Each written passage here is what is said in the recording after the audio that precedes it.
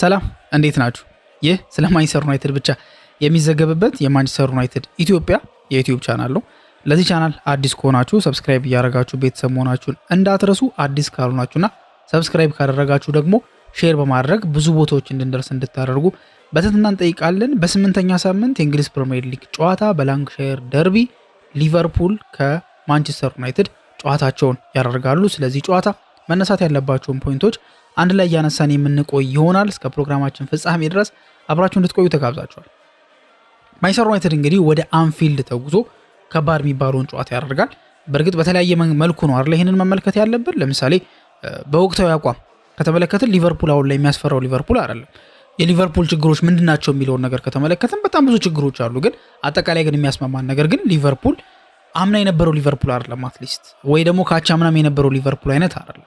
ምክንያቱም የተሻለ ነበር አይደል? ካቻምና የነበረው ሊቨርፑል ምንም እንኳን ዋንጫ ባያሳካም የተሻለ ነበር። የአምናው ሊቨርፑል ደግሞ ዋንጫ ይበላ ነበር። የዘንድሮ ግን ምንም እንኳን ወደ 400 አካባቢ ሚሊዮን ፓውንድ እንኳን አወጥቶ እንኳን ቢሆን ምንም አይነት ውህደት አልታየም። ይሄ በውድ ዋጋ የመጡት እንደነ ፍሎሪያን ቪርዝ አይነት ተጫዋቾች ደግሞ ምንም አይነት ኢምፓክት ያላሳዩበትን ሁኔታ ነበር ስንመለከት የነበረውና ወቅታዊ ነገር ከተመለከትን ይሄኛው ጨዋታ ማንቸስተር ዩናይትድን ይከብደዋል ብለን ማሰብ አንችልም። ያ ብቻ አይደለም ደግሞ ያለፉትን ሁለት ተከታታይ የአንፊልድ ጉዞዎችን ከተመለከተን ራሱ ማንቸስተር ዩናይትድ ባክ ቱ ባክ በአቻ ነው የተጠናቀቀው። ምናልባት በአሰልጣኝ ኤሪክ ቴን ሃግ ዘመን የተደረገ ጨዋታ ነበር አይደል? ታስታውሱ ከሆነ ሶፊያን አምራባት በ6 ቁጥር ቦታ ላይ ገብቶ ማንቸስተር ዩናይትድ በደንብ ተከላክሎ በጥሩ ሁኔታ ሶሊድ ሆኖ ጎል ሳይቆጠርበት ጎል ሳያስቆጥር 0-0 በአንፊልድ በአቻ ውጤት የጨረሰበት ጨዋታ አለ። ያ ብቻ ደግሞ አይደለም። አምና ደግሞ ሩበን አሞሪም ደግሞ ከመጣ በኋላ ደግሞ ወደ አንፊልድ ያደረገው የመጀመሪያ ጉዞ የመጀመሪያ ጨዋታው በእርግጥ 2010 ነበር። ቤንፊካ ጋር በሚጫወት ሰዓት ላይ 2010 ነበር የመጀመሪያ ጨዋታውን በአንፊልድ አድርጎ የነበረው። እሱ የቤንፊካ ተጫዋች በነበረበት ሰዓት ላይ በሰዓቱ እንግዲህ ሊቨርፑል 4-1 በሆነ ውጤት ነበር አሸንፎ የነበረውና የሩበን አሞሪም የመጀመሪያ የአንፊልድ ኤክስፖዠሩ ወይ ደግሞ የአንፊልድ ግላንሱ የመጀመሪያው የተፈጠረው ተጫዋች በነበረበት ሰዓት ላይ ለቤንፊካ በሚጫወትበት ሰዓት ላይ ወደ አንፊልድ ተጉዞ በቻምፒየንስ ሊግ ጨዋታ ነው እንግዲህ ሽንፈት ያስተናገደው። በአሰልጣኝነት ዘመኑ ደግሞ ለመጀመሪያ ጊዜ ወደ አንፊልድ ተጉዞ የነበረው ማንቸስተር ዩናይትድን ይዞ አምና ነበር። አምና ይሄን ነገር በምንመለከትበት ሰዓት ላይ በመጀመሪያው ጨዋታው እንዴት ነበር ካልን ማንቸስተር ዩናይትድ በጣም ፋንታስቲክ ነበር አይደለ? በጣም ምርጥ ነበር። እንዲሁም እኮ ማሸነፍ ይገባው ነበሩላ ተብሎ ነበር። ታስታውሱ እንደሆነ ያኔ ከጨዋታ በፊት ብዙ ነገሮች ነበሩ፣ ብዙ ጨዋታዎች ነበሩ። በከባድ የበረዶ ግግር ምክንያት ጨዋታው ሊዘዋወር ይችላል የሚሉ ሀሳቦች እስከ መጨረሻው ድረስ ኢቨን ጨዋታው እሁድ ዕለት ነበር ተደርጎ የነበረው። እሁድ ዕለት እስከ መጨረሻዋ ሰዓት ድረስ ወይም ደግሞ እርግጠኛ አይደለም ግን እስከ 10 ሰዓት ምናምን አካባቢ ጨዋታው 12 ሰዓት ተኩል ሊደረግ እስከ 10 ሰዓት ምናምን አካባቢ ወር 1 ተኩል 12 ሰዓት ተኩል ሊደረግ እስከ 10 ሰዓት ምናምን አካባቢ ገቨርመንቱ የማንቸስተር ከተማ የሊቨርፑል ከተማ ሰዎች ተሰባስበው እንዴት ነው ይሄ ነገር ያስኬዳል ወይ ማለት ጨዋታ ለማድረግ ዝግጁ ነው ወይ ሜዳው የሚለውን ነገር ከወሰኑ በኋላ መጨረሻ ላይ ይደረጋል ተባለ። በረዶች ሲጸዱ ምናምን ራሱ የተለያዩ ፉቴጆች እየወጡ እየተመለከትን ነበር። በሰዓቱ የማንቸስተር ዩናይትድ ደጋፊዎች የነበረው ፍላጎት ምንድነው? በእርግጥ ተጫዋቾቹም እንደዛ ነው የሚፈልጉት ማለት ትንሽ ከባድ ይመስለኛል አይደል? ግን አትሊስት ተጫዋቾቹ ግን ይፈልጉት የነበረውን ደጋፊው ይፈልግ የነበረው ነገር በተለያዩ ማህበራዊ ሚዲያ ላይ ስንመለከተው የነበረው ጨዋታው በቃ በተራዘመ አሁን በዝናቡ ምክንያት ወይ ደግሞ በበረዶ ምክንያት ተዘዋውሮ ጨዋታው ባይደረግ የሚል ፍላጎት ነበር የነበረው። ሆኖም ቀረ ግን ጨዋታው ተደረገ። ማንቸስተር ዩናይትድ በጣም አስደናቂ አስፈሪ ፐርፎርማንስ አሳየ። ኢቭን በመጨረሻ ባለቀ ደቂቃ ላይ ሃሪ ማጓየር ኳስ አግኝቶ ኳሷ በመንጠሯ ምክንያት አልተመቸውም ነበርና ወደ ውጪ ሰቀለው እንጂ ባለቀ ሰዓት ላይ ጎል ሊቆጠር የሚችልበት አጋጣሚ ነበር። እንዲሁም ጆሹዋ ዘርክዚ ነበር የሚገርም ስራ ሰርቶ የነበረውና ያንን ስትመለከቱ ደግሞ ማንቸስተር ዩናይትድ ያለፉትን ሁለት ተከታታይ ጨዋታዎች አንፊልድን የሚፈራበት ምንም አይነት ሪዝን የለውም።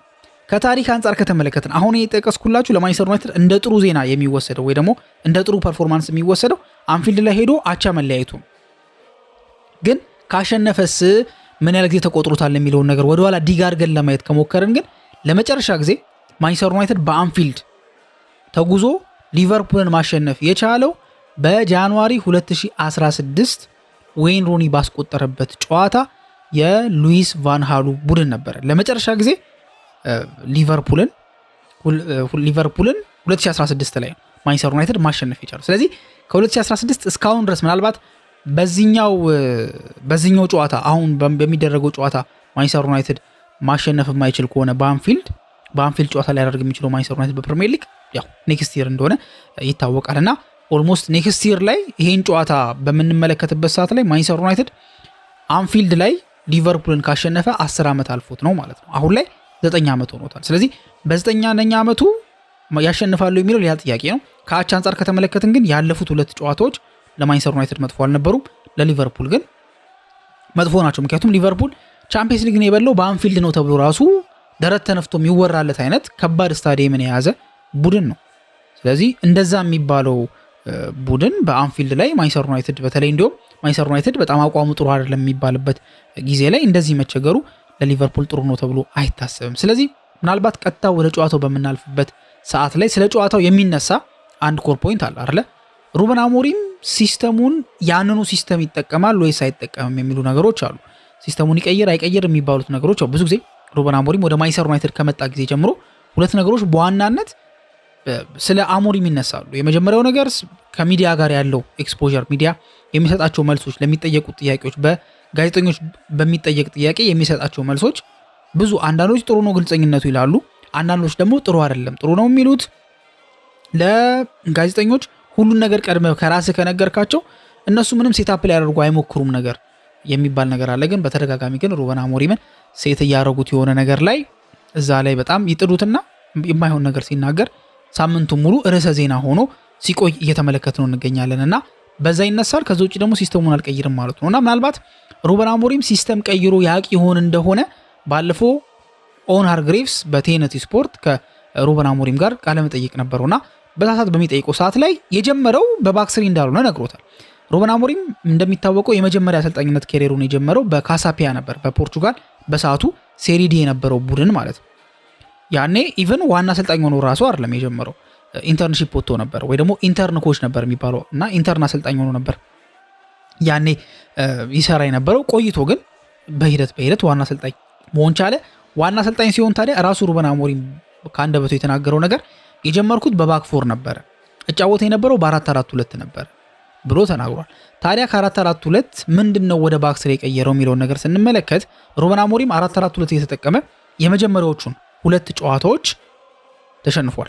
3ኛ ጨዋታ ላይ እንደውም የመባረር ስጋት እንደነበረበት በሰዓቱ በወቅቱ ስፖርቲንግ ዳይሬክተር የነበረው ሰው እያስታወሰ ሲናገር ነበረ። ግን ከዛ በኋላ ግን 4-0 በሆነ ውጤት አሸነፈ። ከዛ በኋላ ተከታታይ 6 ጨዋታዎችን ማሸነፍ ቻለ።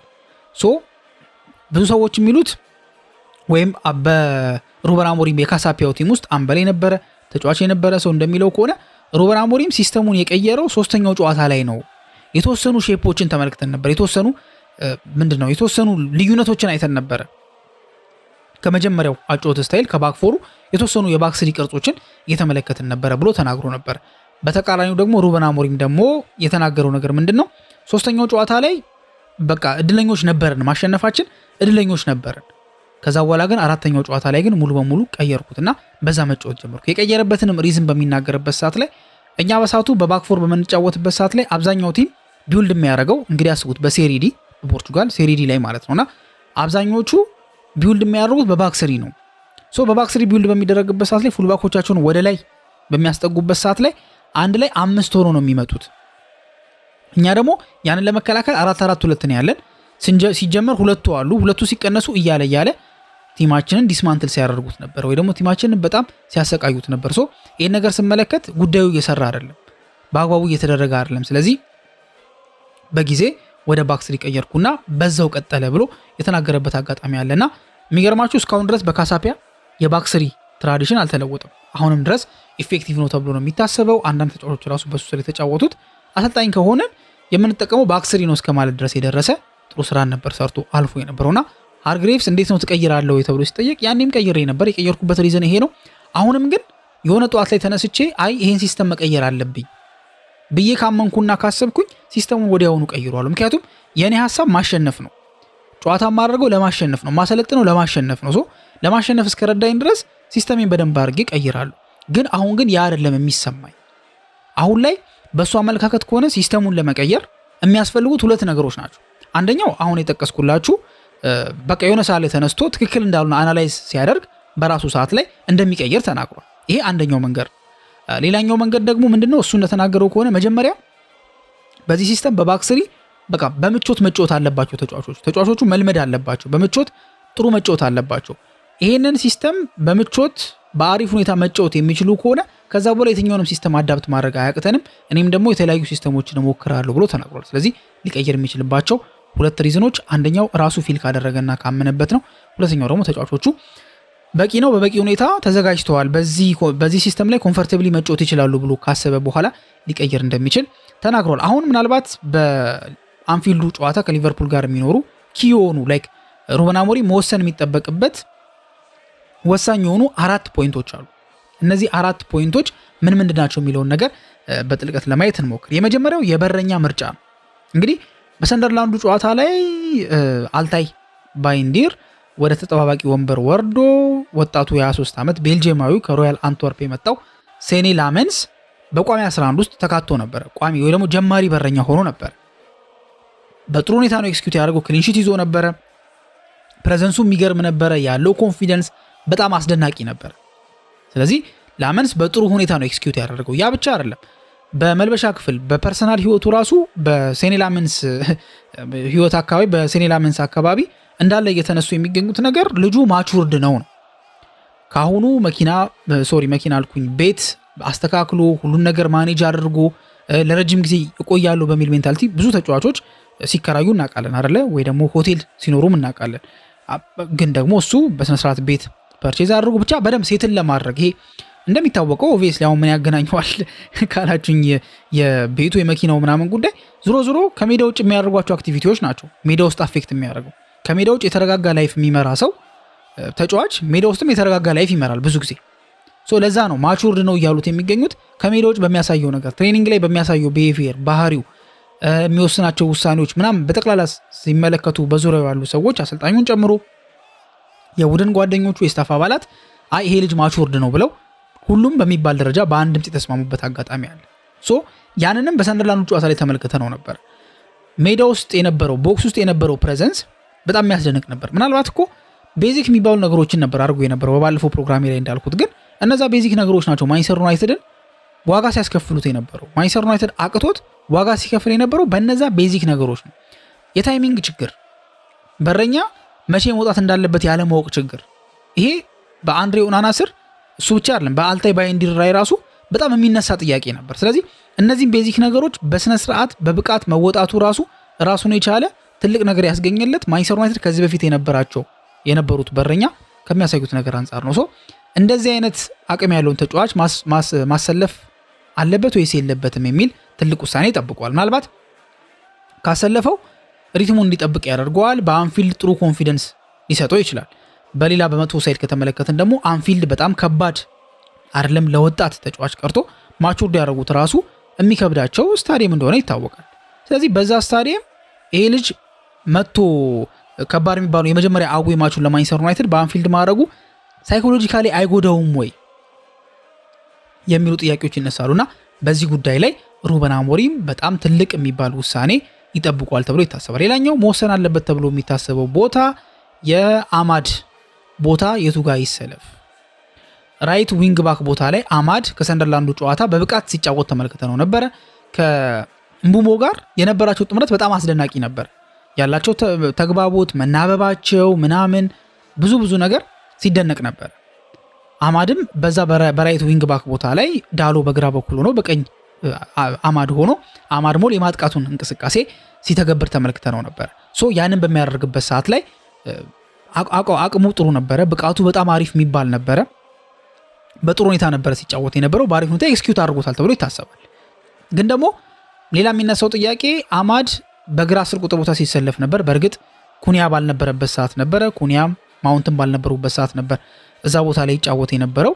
አሁን ላይ ግን በራይት ዊንግ ባክ በኩል ነው እየተጫወተ የሚገኘው እና ምናልባት በዚህ ቦታ ላይ አማድ መቆየት አለበት የለበትም፣ ቀጣይ ጨዋታም ወይም ደግሞ ከሊቨርፑል ጋር ያለው ጨዋታ በጣም ወሳኝ እንደሆነ ይታወቃል እና በዚህ ወሳኝ ጨዋታስ አማድ እዛ ቦታ ላይ መጫወት የለበትም ወይ የሚሉ ጥያቄዎች ተነስተዋል። ግን ደግሞ አማድ በዛ ጋር የሚጫወት ከሆነ ዳሎ ነው በሱ ቦታ ላይ የሚጫወተው። ዳሎ መፈናቀሉ አይቀርም። ልክ እንደ ሰንደርላንዱ ጨዋታ ሁሉ በግራ ይጀምራል። በግራ ሲጀምር ደግሞ ሌላ ጥያቄ ይነሳል። በዛ በግራ ዊንግ ባክ በሌፍት ዊንግ ባክ በኩልስ ዳሎ ነው ወይስ ዶርጉ ነው መሰለፍ ያለባቸው? ዳሎ በረጃጅም ኳሶች በተለይ የእጅ ኳስ በሚወረውርበት ሰዓት ላይ ኢፌክቲቭ ነበረ።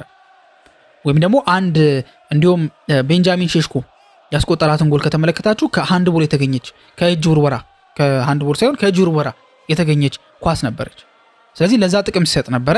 አሁን ላይ ደግሞ የፕሪሚየር ሊግ ቲሞች ይሄ የእጅ ውርወራ ላይ እየሰሩ ያሉት ነገር ወይ ደግሞ እየተጠቀሙ ያሉበት መንገድ በጣም ክሩሻል ነው። ማንቸስተር ዩናይትድም እየተቀላቀላቸው ነውና ዳሎ በዚህ መልኩ ጥቅም አለው። ከዛ ውጭ ግን እኔ በግሌ ስመለከት የዳሎ ጥቅም ያን ያህል ተንሰራፍቶ አልተመለከትኩም እና በዛ ቦታ ላይ ዶርጉ የተሻለ ይመስላል። ስለዚህ ዳሎ ወይስ ዶርጉ ማናቸው ናቸው በዛ ቦታ ላይ መሰለፍ የሚጠበቅባቸው የሚባለው ነገር? ይህንን የምንለው እንግዲህ በሙሉ ፊትነስ ወደ ሜዳ የሚገቡ ከሆነ ማን ነው መሰለፍ ያለበት እዛ ቦታ ላይ የሚል ጥያቄ እንዲነሳ ተደርጓል። ይሄ ቦታ ብቻ አይደለም፣ ማውንት ወይስ ማቲያስ ኩኒያ የሚለውም ደግሞ ቦታ እንደዚሁም ሌላ ጥያቄ የሚያስነሳ ነው። ማውንት በሰንደርላንዱ ጨዋታ የመክፈቻውን ጎል አስቆጥሮ ነበረ። በምቾት ይጫወት ነበረ። ፕረስ ያደርግ ጥሩ ነበረ። የትኛውም አሰልጣኝ ሜሰን ማውንትን ይወዱታል፣ ብዙዎቹ ይወዱታል።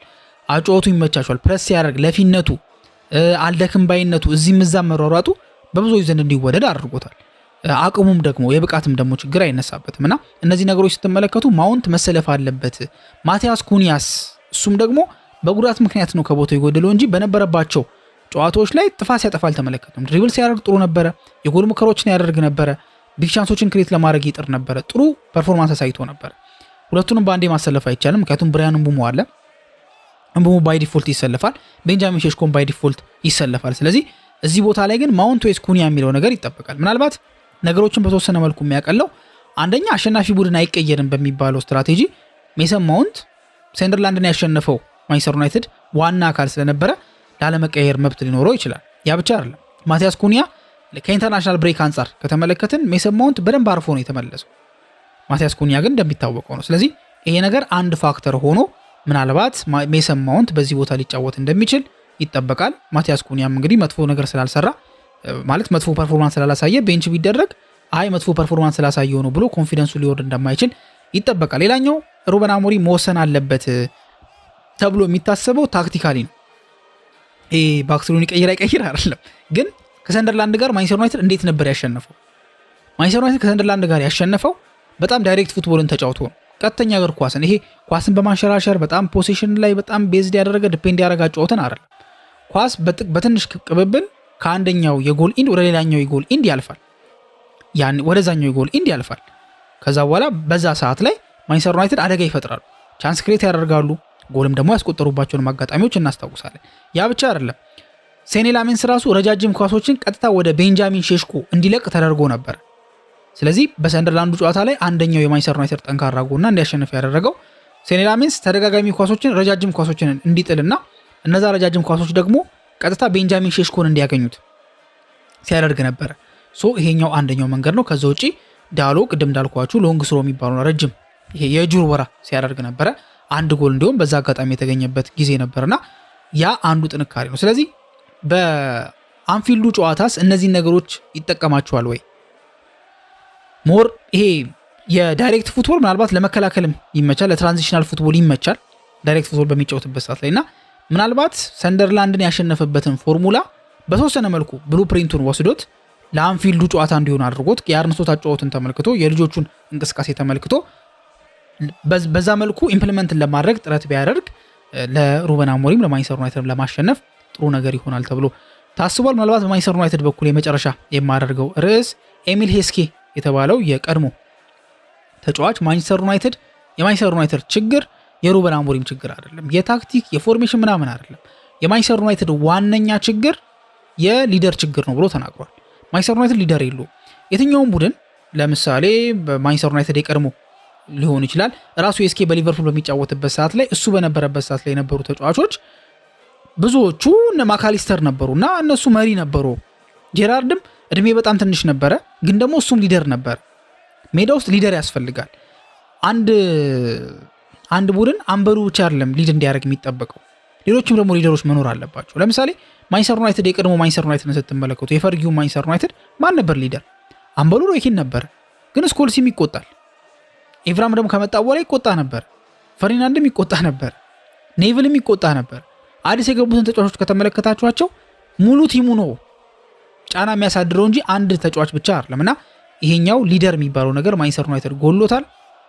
እንደ አንፊልዱ አይነት ጨዋታ ላይ ደግሞ የሊደር ወሳኝነት በጣም ከባድ ነው ወይ ደግሞ የማይቀር ነገር ነው ብሎ ኤሚል ሄስኬ የተናገረበት አጋጣሚ አለ። በሊቨርፑል በኩል የሚጠበቁ ተጫዋቾች አሉ። ምናልባት በሊቨርፑል ይሄ ጥሩ ፐርፎርማንስ ካለማሳየታቸው አንጻር በተወሰነ መልኩ ይቸገራሉ ተብሎ ቢጠበቅም ግን ደግሞ የመሃል ክፍሉ የሊቨርፑል የመሃል ክፍል እስካሁን ድረስ ሲከፈት ተመልክተነዋል። ማንቸስተር ዩናይትድ ይህን ቦታ ታርጌት አድርጎ ለመጫወት የሚሞክር ከሆነ የተሻለ ውጤት ሊያመጣ የሚችልበት አጋጣሚ ይኖራል ተብሎ ይታሰባል። በአጠቃላይ ግን ይሄ የአንፊልድ ጨዋታ ቀላል ጨዋታ ይሆናል ተብሎ አይታሰብም። ደርቢ ነው።